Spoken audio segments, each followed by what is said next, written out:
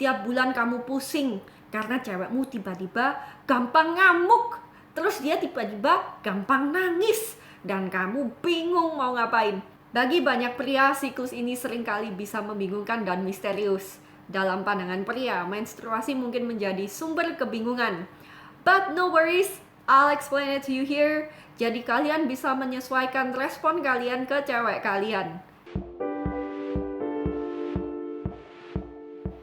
Halo, selamat datang di loveclinic.co.id. Channel ini adalah pengetahuan mengenai psikologi cinta dan saya adalah coach Anda. Please subscribe dan nyalakan bel notifikasi agar tidak ketinggalan konten informatif selanjutnya. Private coaching, masterclass, dan program terapi hubungan juga ada secara privat dan juga grup. Jadi klik link di deskripsi di bawah bila Anda tertarik untuk sesi-sesi tersebut. Di video ini saya akan membahas topik yang penting, yaitu fase, hormon, dan menstruasi wanita dan bagaimana pria dapat memahami serta mendukung pasangan mereka dan menyocokkan respon mereka. Di TikTok saya ada yang bertanya mengenai hal ini, yaitu kesulitan dengan roller coaster emosi wanita dalam siklusnya. Video ini adalah jawaban atas pertanyaan tersebut. Saat kalian bersama seorang wanita, kalian tidak hanya akan mendapatkan satu versi dari wanita tersebut. Kalian akan mendapatkan banyak versi dan dia akan berubah seumur hidup. Jadi siapkan diri kalian, catatlah dalam pikiran kalian supaya kalian dapat menyiapkan diri untuk menghadapi berbagai macam versi wanita kalian. Di sini saya beri catatan, setiap wanita punya tingkat sakit yang berbeda dan gejolak emosi yang berbeda pula. Dan tugas wanita sejak dini adalah untuk belajar cara untuk mengontrol emosinya di sekitar menstruasi.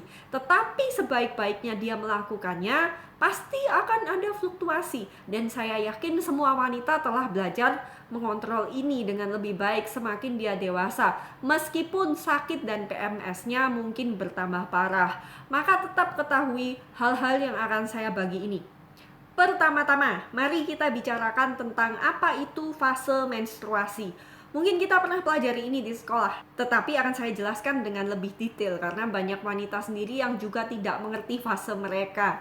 Fase ini adalah bagian normal dari siklus reproduksi wanita yang biasanya terjadi sekitar setiap 28 hari, tetapi bisa bervariasi antara 21 hingga 35 hari. Siklus ini terdiri dari beberapa fase yang diatur oleh hormon-hormon tertentu. Selama fase menstruasi, tubuh wanita melepaskan lapisan dalam rahimnya karena tidak terjadi kehamilan.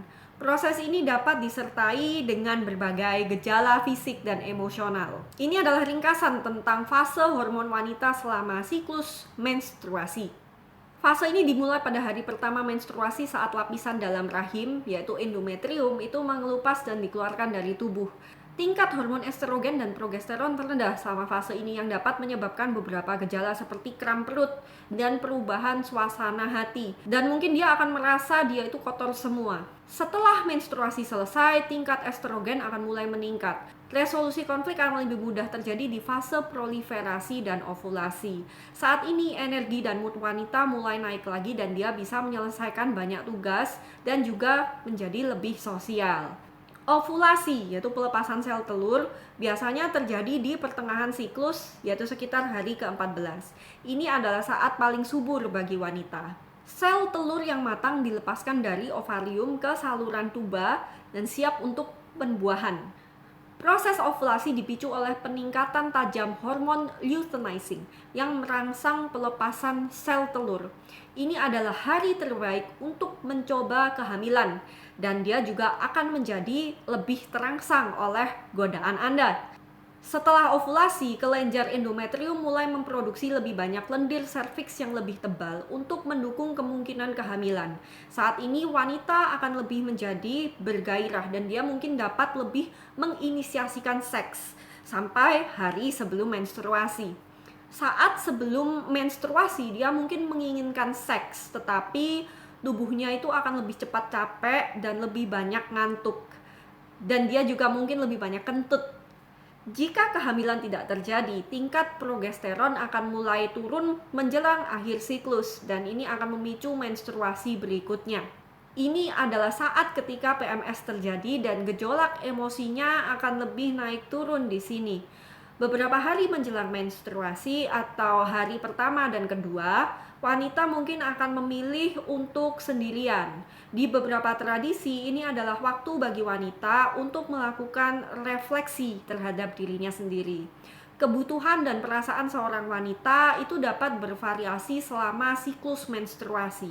Bahkan bagi beberapa wanita perbedaannya bisa sangat ekstrim, dan untuk yang lainnya hampir tidak terlihat. Ada wanita yang dia itu memang tidak merasa sakit sama sekali. Dan itu adalah hal yang umum bagi perempuan untuk mengalami lebih banyak kesensitifan emosional, mudah tersinggung, stres, dan sedih ketika tingkat progesteron mulai turun sebelum menstruasi. Hal ini bisa jadi 1 hari atau bisa 2 minggu sebelum dimulainya menstruasi, tergantung dari wanita tersebut. Gejala-gejala ini dapat berupa depresi dan anxiety ringan, atau bahkan ada yang cukup parah. Karena saya tahu ya seseorang yang dia harus minum antidepresan sebelum dia menstruasi. Ada juga gejala fisik seperti sakit kepala, sakit punggung, kram. Ada beberapa hal yang dapat dilakukan wanita untuk meminimalisir PMS ini, seperti olahraga, menghindari kafein, mengkonsumsi vitamin B, minum suplemen herbal, atau minum pil KB. Ada juga yang antidepresan tadi. Tapi saya sangat tidak sarankan untuk seperti itu ya. Kalau bisa kita atur sendiri tanpa obat, itu akan lebih baik. Sebagai seorang pria, Anda dapat membantu dengan mendengarkan perasaannya. Baik dia punya PMS atau tidak, mendengarkan itu adalah itu sudah basic. Hindari godaan untuk menyalahkan PMS meskipun kondisi emosinya itu tidak stabil, karena itu tidak akan memenangkan poin apapun ke Anda. Dan jangan mencoba untuk memperbaikinya. Saat ini, hindari kalimat-kalimat kayaknya kamu selalu begini deh tiap bulan, atau ya sudahlah, terserah kamu. Yang benar itu, kayaknya kamu lagi sedih ya, ngomong sama aku dulu. Aku ingin dengar apa yang kamu pikirkan dan rasakan sekarang. Meskipun benar bahwa dia bisa mendapatkan manfaat dari hal-hal seperti mengurangi kafein dan olahraga, akan lebih baik untuk keselamatan fisik Anda jika Anda tidak mengatakannya. Beberapa wanita benar-benar ingin menyendiri beberapa hari sebelum menstruasi atau hari-hari pertama menstruasi, tergantung dari wanitanya. Dan saya ingin Anda cari tahu sendiri dengan cara bertanya ya. Mungkin ini akan menjadi proses beberapa bulan untuk mengetahui hari yang mana dia ingin ditinggal sendiri.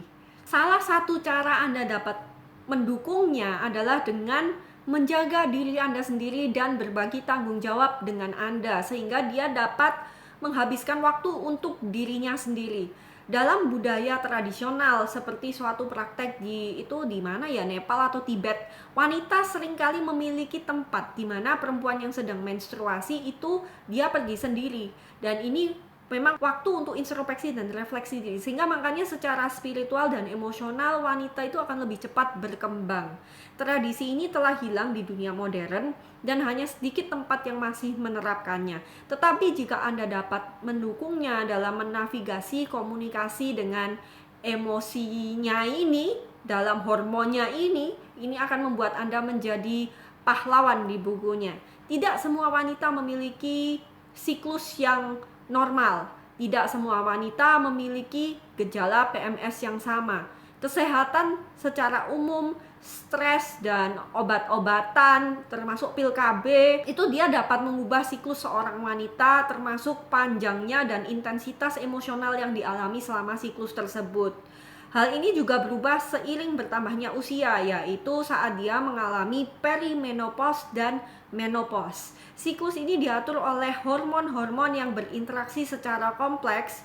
Perubahan dalam tingkat hormon ini mempengaruhi banyak aspek kesehatan fisik dan emosional wanita, seperti perubahan suasana hatinya, kram, dan hasrat seksualnya dia.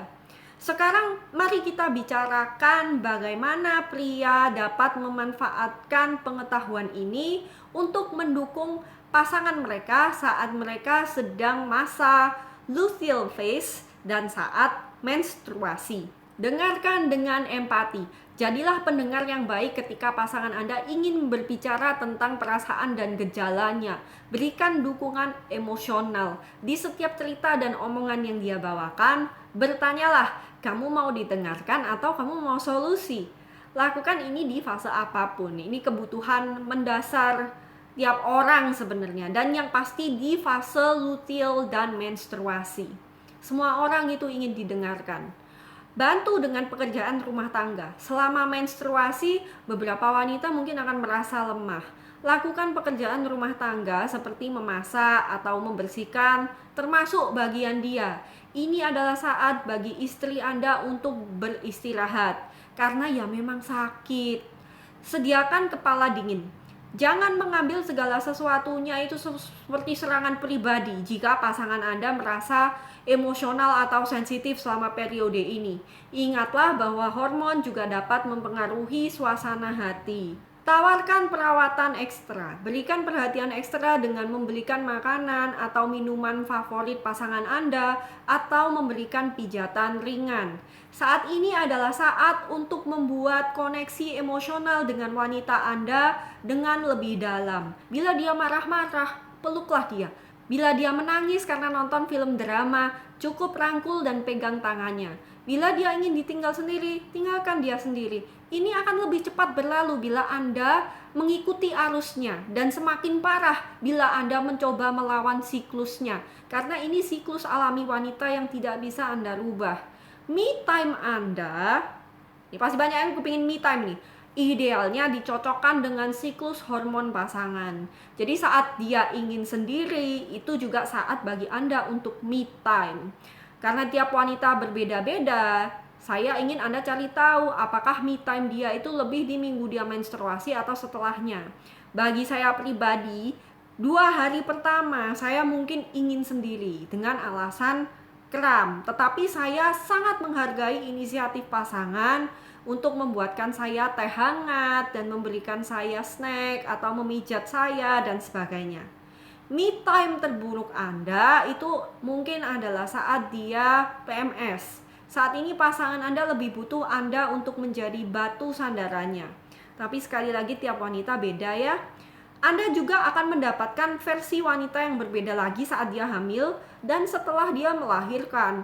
Walaupun ini idealistis, wanita ingin suatu keadaan yang aman saat dia hamil dan beberapa tahun pertama kelahiran, di mana mungkin dia tidak bisa bekerja atau melakukan apa-apa dan mengerahkan tenaganya pada anaknya ini. Sehingga saat ini keamanan finansial itu akan sangat membantu supaya dia terhindar dari stres materi yang dapat menjadi salah satu alasan postpartum depression.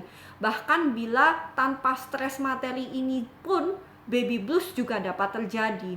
Tidak hanya itu, dalam usia 37-43 tahun, banyak wanita akan mengalami suatu perubahan internal. Begitu pula dengan pria antara 40-60 sebenarnya yang dinamakan midlife crisis. Entah apakah ini dipengaruhi hormon atau yang lainnya, tetapi ini juga salah satu fase hidup yang akan merubah cara pikirnya, dimana mungkin pengkondisiannya dulu di masa kecil yang dimana dia itu harus jadi gadis penurut, itu berubah menjadi wanita yang lebih matang dan keibuan. Dia sudah menjadi seorang ibu. Maka di sini akan banyak perubahan yang dapat terjadi dan ini akan menjadi tantangan tersendiri bagi pasangan karena biasanya disinilah pula perceraian itu terjadi. Jadi saya ingin Anda menyiapkan diri Anda dengan skill-skill untuk menjadi kuat secara emosional dan menjadi orang yang tidak tergantikan bagi pasangan. Banyak wanita itu merasa lekas marah dan insomnia selama masa perimenopause, yaitu pertengahan usia 40 hingga pertengahan 50-an, yang nanti diperparah oleh stres. Pasangan diharapkan membantu merawat pasangannya yang sedang dalam masa perimenopause ini dan tidak menganggap bahwa suasana hatinya yang sedang tidak enak itu diambil sebagai serangan personal. Pria sendiri biasanya akan mengalami banyak gejolak emosi di sini, di sekitar usia 45 tahun ke atas. Kadar testosteron itu juga turun dan pria juga semakin tidak tertarik untuk melakukan hubungan seks dengan istrinya. Maka dari itu, ini juga usia rawan selingkuh, di mana mungkin pria akan tertarik pada wanita yang lebih muda. Ketahuilah ini dari depan supaya kamu dapat mempersiapkan dirimu. Kalau hubunganmu aman dan dalam, kalian dapat menghindari ini dan mengikuti arus kehidupan bersama, dan dari situ Anda bisa bertumbuh dalam kedewasaan dan hubungan Anda semakin erat, dalam, dan bermakna. Kesimpulannya, penting bagi pria untuk memahami dan mendukung pasangan mereka selama fase menstruasi dan menggunakan info ini for them instead of against them. Ini memperkuat hubungan kalian dan menciptakan lingkungan yang penuh dengan kasih dalam hubungan Anda. Bila Anda dapat menggunakan info ini, niscaya istri Anda akan lebih merasa dicintai dan dia akan memberikan kembali pada Anda 3 kali lipatnya, dan Anda juga dapat seks lebih banyak. Anda adalah orang yang akan menjadi landasan pantai bagi kapal yang terombang-ambing ombak ini, dan ini akan terjadi pada wanita yang paling logis sekalipun. Itulah pentingnya seorang pria dalam hubungan, yaitu menjadi orang yang stabil bagi istri, anak, dan dirinya sendiri. Karena bila seorang anak hanya memiliki ibu, dia akan menangkap ekspresi mikro, mood swing ibunya, dan ketidakstabilan emosional ibunya, baik itu yang terjadi yang secara sadar ataupun tidak, dan tanpa ayah yang lebih stabil, yang bisa lebih menyesuaikan diri pada emosi pasangannya sambil memberikan kestabilan penuh bagi anaknya, anak itu akhirnya dapat membentuk luka emosi, dan itu bisa jadi masalah psikologis bagi dia di masa depan. Itulah pentingnya punya kedua orang tua. Dan saya percaya bahwa membentuk anak yang sehat dan terpenuhi secara emosional itu lebih mudah daripada membetulkan orang dewasa yang sudah rusak secara emosional. Itu susah sekali membetulkannya karena biasanya ada personality disorder juga. Jangan lupa untuk berbicara dengan pasangan Anda tentang bagaimana Anda dapat membantu dan apa yang mereka butuhkan selama masa perimenopause dan menopause ini. Jika Anda menemukan video ini bermanfaat, jangan lupa untuk memberikan like dan berikan komentar tentang topik apa yang ingin Anda lihat selanjutnya. Ini Coach Surfi dan terima kasih telah menonton. Klik link di deskripsi untuk konsultasi, masterclass, program terapi. Jangan lupa like dan subscribe untuk video-video selanjutnya mengenai hubungan dan cinta. Itu akan membuat saya senang dan semakin bersemangat untuk mengedukasi masyarakat kita. Follow saya di Instagram dan TikTok juga. Anda akan lebih banyak mendapatkan info dan tips mengenai psychology of relationship. Link untuk Patreon untuk donasinya juga di bawah. Saya sangat menghargai dukungan dan support Anda semua. See you next video.